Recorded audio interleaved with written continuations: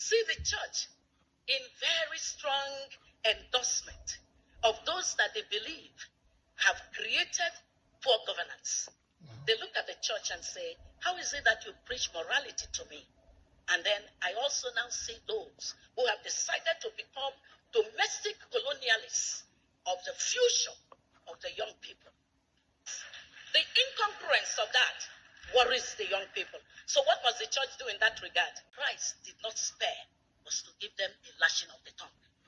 The authorities that were doing the wrong things, the Pharisees, the Sadducees, they were the governance people of that era. Christ had word for them. The prophets of God had word for them. Whenever they saw them, they told them, you are not doing the right thing.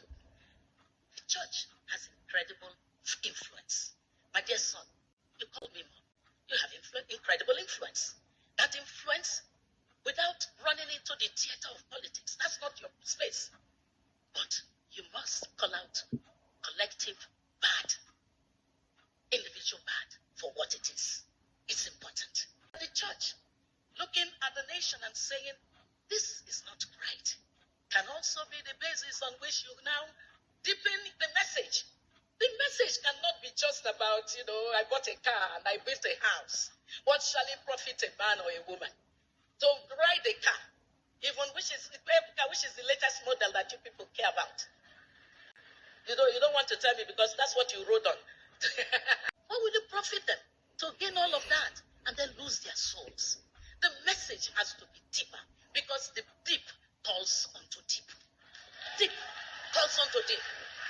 Everything that people who came up here and said about character, it is formed through the word that comes from the altar.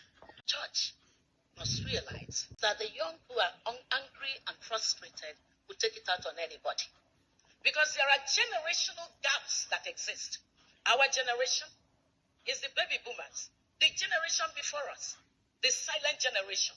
The kind of attitude we have is an attitude that refuses feedback. It's an attitude that says, holding you to account for the power that is given you is disrespect. Not the millennials, not the Gen Zs. They believe that if you govern me, you must be accountable to me. Church, be seen as a voice that is also joining the young ones to demand accountability. There is nothing unbiblical about the church demanding accountability from governments. We need it. Why? Accountability is the cornerstone of democracy.